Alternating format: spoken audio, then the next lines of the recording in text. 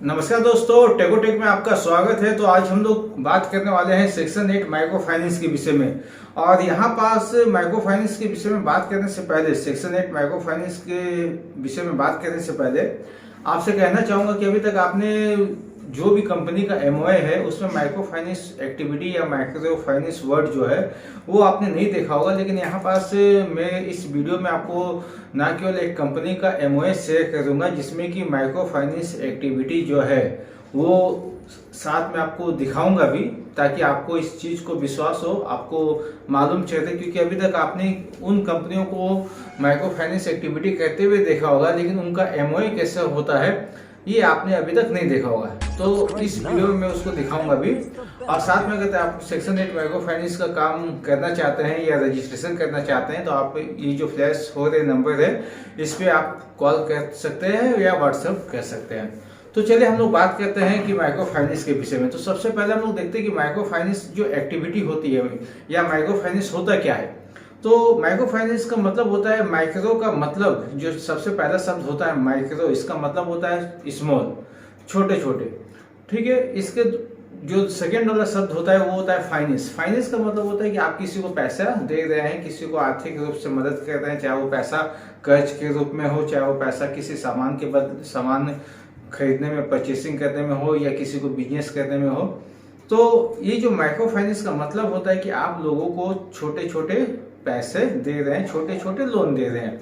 ये जो लोन देने का जो मतलब, ये जो लोन देने का एक रेंज होता है कि आपको जैसे 1 लाख 1.5 लाख तक आप लोन दे सकते हैं। किसी को ऐसा नहीं कि आप 10 लाख 20 लाख या 50 लाख लोन दे दिए। ठीक है। तो ऐसा आपको नहीं है। माइक्रो फाइनेंस मतलब ज्यादा से ज्यादा जो गवर्नमेंट की गाइडलाइन है उसके हिसाब से जो भी 1 लाख 1.5 लाख तक का लोन आप दे सकते हैं। तो गांव जो होता है, गांव में कुछ अलग रेट होती है, अलग रेंज होती है, शहर के कुछ अलग रेंज होती है, और डिपेंड होता है कि जो माइक्रो फाइनेंस इंस्टीट्यूशन है वो क्या है। ठीक है, एनबीएफसी में है या सेक्शन 8 में है। तो माइक्रो फाइनेंस का सिंपल सा मतलब है छोटे छोटे लोन देना। अब ये माइक्रो फाइनेंस का जो रजिस्ट्रेशन होता है ये 2 तरह से होता है। एक होता है एनबीएफसी और एक होता है सेक्शन 8। एनबीएफसी बहुत बड़ी चीज होती है। जैसा आपने देखा होगा कि आजकल आज तक जितने भी जो फाइनेंशियल कंपनी, बजाज फिनसर्व हो गए, या इतने बहुत सारी कंपनियां मार्केट में है जो कि फाइनेंस का ही काम करती है। तो ये सब बहुत बड़े बड़े फर्म है और ये सब एनबीएफसी में आती है।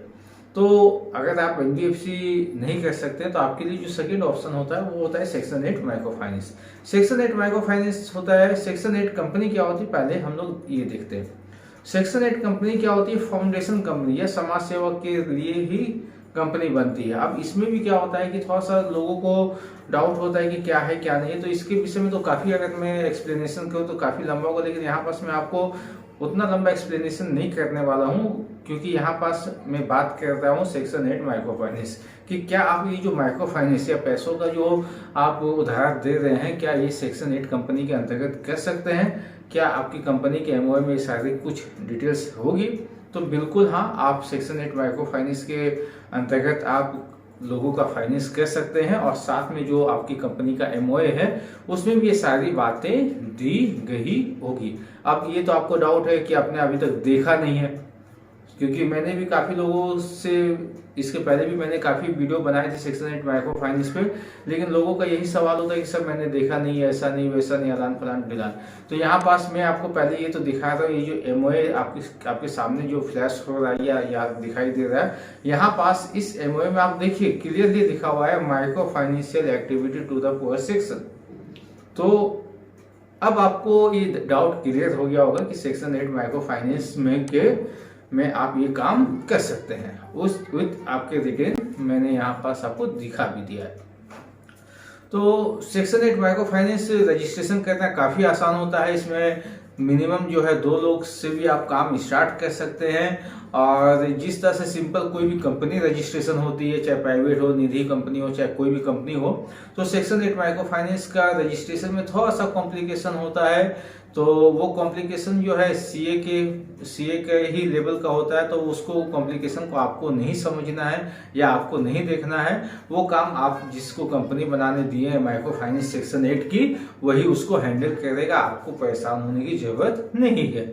तो और इसको बनने में जो टाइम लगता है, तो सेक्शन 8 माइक्रो फाइनेंस में बनने में कभी कभी हो सकता है कि ज़्यादा टाइम भी लगे और कभी कभी हो सकता है कम टाइम भी लगे, लेकिन आप समझ लो कि कम से कम आप एक अच्छे खासे दिन मान के चलो 2 से 3 महीने भी लग सकते हैं। तो यहाँ टाइम के लिए मैं कोई बॉन्ड आपको नहीं बताना चाहता कि इतने टाइम में आपकी सेक्शन 8 माइक्रो फाइनेंस कंपनी हो जाएगी, लेकिन हो जाती है 2-3 महीने के अंदर, बहुत ही आराम से हो जाती है।